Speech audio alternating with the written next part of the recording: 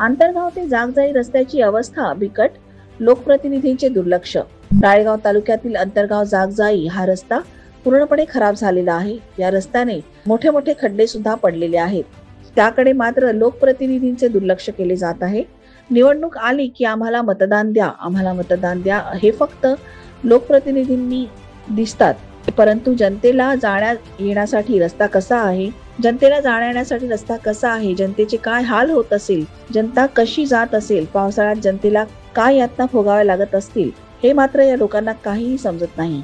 हाच का विकास? अंतरगावची शाळा बेघर वस्तीत असून त्या बेघर वस्तीत मुलांना खड्डे पडलेल्या रस्त्याने जावे लागत असून जर एखादा मुलगा पावसाळ्याच्या खड्ड्यात पडला तर त्याला जबाबदार कोण? या रोडकडे लोकप्रतिनिधी लक्ष केव्हा देणार? आता काही दिवसात विधानसभा निवडणुका येणार असून या निवडणुकीकडे आम्ही अंतरगाववासी दुर्लक्ष करणार असल्याचे नागरिकांनी सांगितले आहे व उंद्री जागजाई येथील नागरिकांनी सुद्धा आम्ही यावेळेस मतदान करणार नाही असे सांगितले आहे। हे मात्र विशेष।